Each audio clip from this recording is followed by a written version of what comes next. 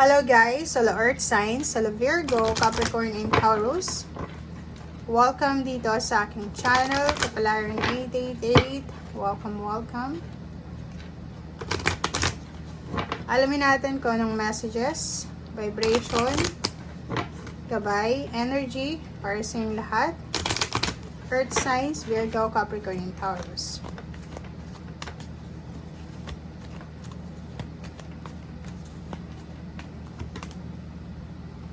Oops, sorry. Okay, Earth Signs. Earth Signs. Okay, so nakikita mo to, dalawang babae siya. Dalawang babae, or pwedeng lalaki, kasi wala namang gender sa tarot. Ang nakikita natin, is either mother and then the daughter siya, mag-ina. Pwedeng sila ay naghihintay, may hinihintay sila eh. It's either naghihintay sila ng graduation, naghihintay ng endings, closure, or kano pa man. So, nakikita ko, isang single, isang may asawa, may ini-expect kayo. May ini-expect kayo na pagtatapos ng problema financial, or naghihintay kayo ng solusyon sa mga problema financial, or solusyon sa emosyonal na problema, or kung ano man itong hinihintay nyo na clarity or enlightenment.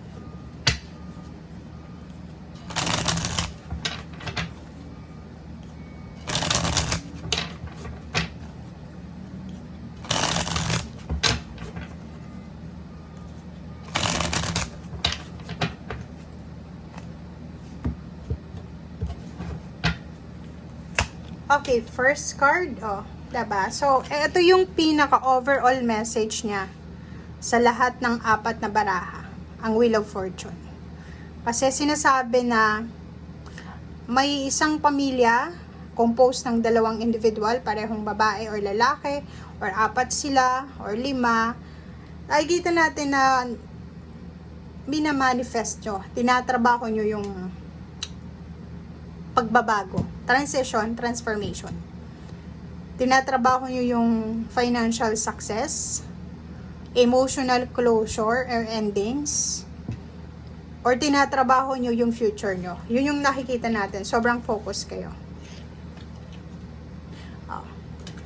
Nakikita ko sir dito na may parating na offer. It's either offer ng money, offer ng work, offer ng financial, or offer ng relationship, or offer ng protection. Mayroong balita na posibleng parating. May good news, balita tungkol sa pera. So, eto na siya. So, nakikita natin dito na mangyayari ito sa future. Hindi ito mangyayari sa ngayon. Nakikita ko sir dito na sobra kang workaholic. 'Di ba? Hindi ikaw yung tipo ng tao na naghihintay lang. Tinatrabaho mo talaga. Tinatrabaho mo kung ano yung gusto mo. So, dito naman, sa Chariot, sinasabi na umuusad na. Parang ang nakikita ko sir dito, di ba, yung parang on the way ka na sa success mo. Yung baraha mong ito is nagsasabi na parang nakasakay ka sa isang sasakyan, and may destination ka, may pupuntahan ka, on the way ka na doon. So, travel, relocation, victory, success, graduation, promotion, salary increase, change of career, location, or kano pa man. Meron din na ikakasal. Okay? Comment down below. Kasi meron ditong ikakasal. May mga partnership, friendship, business partnership, na posibleng magbigay sa'yo ng sobrang kaligayahan. Okay? Nakikita din natin dito na may magbabalik. May magbabalik. It's either relationship, it's either work, it's either babalik sa dati. May selebrasyon na magaganap 3 months from now or 6 months from now. May posibleng kasal. May posibleng promosyon sa trabaho, kaya may selebrasyon na magaganap. And nakikita natin endings, 'di ba? Tingnan mo. So, resonated lahat yung baraha mo, Page of Pentacles siya to. May pera na parating. Ito relationship din. May relationship na parating. May celebration na parating. May travel na parating. May pagbabago, may good news. Maraming confirmation. and health. Financial health, emotional health, lahat ng klase ng balanse sa buhay ay posibleng makuha mo for the next 6 months. Okay? Biglang kakalma yung dati ay hindi kalmadong relationship. Kung panay away sa relationship, sa pamilya, magkakaroon ng closure, magkakaroon ng reconciliation, collaboration, and at the same time, nakikita natin yung business, opening a business. Meron ditong mga iba na sobrang confused sila sa mga nangyayari sa paligid nila. But, sinasabi ng bara, kalma lang, kumalma ka lang kasi parating na kung ano ito talagang nakatadhana para sa'yo. Diba? Oh. Kung yung iba sa inyo dito is nandun pa rin sa heartache, diba, yung, ang dami yung grudges, resentment, ang dami yung mga binibitbit or dinadalang sakit, sama ng loob from your past, trabahuhin mo daw. Okay, trabahuhin mo daw yung past mo kasi hindi ka makakausad sa future mo kung ganun pa rin yung mindset mo. Okay? Okay, so Queen of Wands, freedom. Kailangan mo nang makawala sa kung ano man na mga stagnation, relationship issues, financial problems, problema. Meron ditong reclaiming of your power. So, makukuha mo ulit kung ano yung nawala sa'yo. Like, halimbawa, maraming relationship yung nasira for the past few years or months.